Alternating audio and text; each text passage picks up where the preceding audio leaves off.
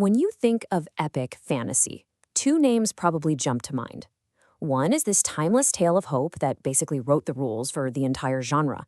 The other, well, it's a brutal, bloody saga that came along and tore that rulebook to shreds.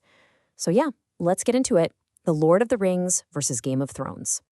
On the surface, they look kind of similar. Big worlds, swords, a little bit of magic, huge stakes. But if you dig just a little deeper, you find two totally different ideas about the world, about humanity, that are basically at war with each other. So what really separates them? And are they really as different as we think they are?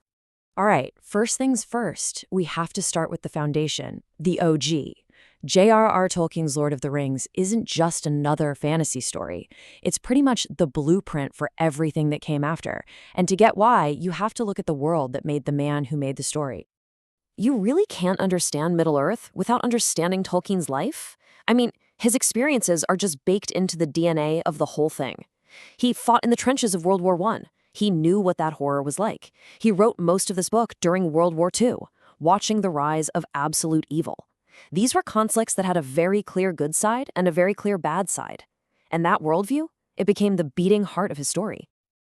And this quote, man, it just says it all, doesn't it? Tolkien was not some starry-eyed optimist. He knew the world was full of darkness and pain. But his story is built on this fundamental belief that hope and courage and just basic goodness can and will win out, even when things look absolutely hopeless. That even the smallest person can change the course of the future. So with all this, Tolkien basically invents the genre we now call high fantasy. He didn't just draw a map. He built entire languages, thousands of years of history, a complete mythology. And it's a world where, for the most part, good is good and evil is evil. The lines are drawn pretty clearly. Okay, so fast forward a few decades. Another author comes along, looks at that perfect blueprint, and decides to light it on fire. George R.R. Martin's A Song of Ice and Fire, which became Game of Thrones, was a direct answer, a challenge, to everything Tolkien built. And you don't have to guess what Martin was thinking, he tells us right here. He wasn't interested in orcs versus elves. For him, the real battle, the only one that matters, happens inside every single one of us. He wanted to write about gray people, because that's what he saw in the real world. And you have to remember when this was all happening. Martin starts writing in the 90s, and the show blows up in the 2010s. This is a very different world, a more cynical, more jaded era where stories about pure heroes and absolute victories just didn't feel as real anymore. His story totally reflects that vibe. And this gives rise to a whole new flavor of fantasy, one that Game of Thrones made famous. Grimdark. Yeah. If high fantasy is about hope and the triumph of good, Grimdark is about trying to survive in a world where doing the right thing will probably get you killed. It's bleak, it's messy, and absolutely nobody is safe. But here's where Martin gets really clever. He takes all those classic fantasy characters we know, the archetypes that Tolkien helped create, and he just flips them completely upside down.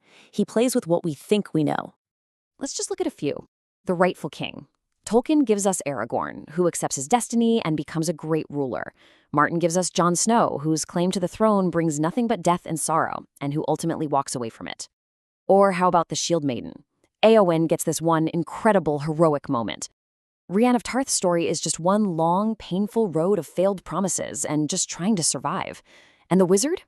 Gandalf is this wise, benevolent guide. Melisandre? She's a zealot whose magic comes at a horrifying price. So, why are these characters so different?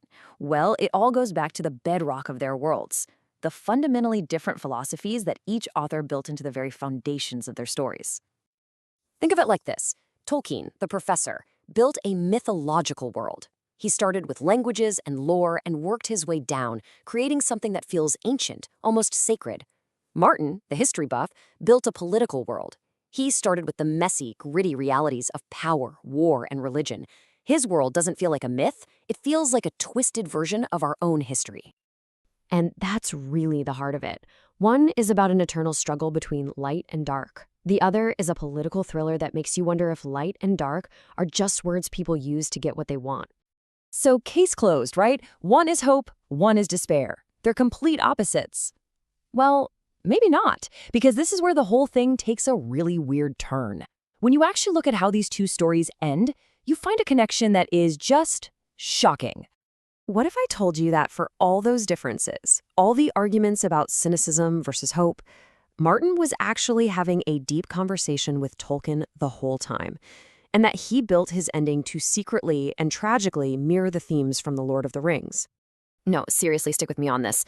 Let's break it down. 1. The shocking destruction after the big war is already won. Daenerys burning King's Landing is a gut punch, and it's a direct echo of Tolkien's Scouring of the Shire, where the hobbits come home to find it's been ruined. Victory is bitter. 2. Getting what you want destroys you.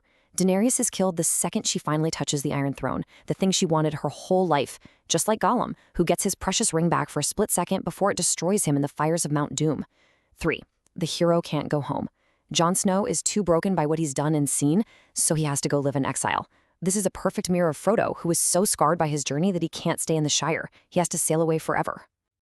And if you're thinking, okay, that's a bit of a stretch, well, get a load of this. George R.R. Martin has said on the record that his favorite chapter in the entire Lord of the Rings is, you guessed it, the Scouring of the Shire.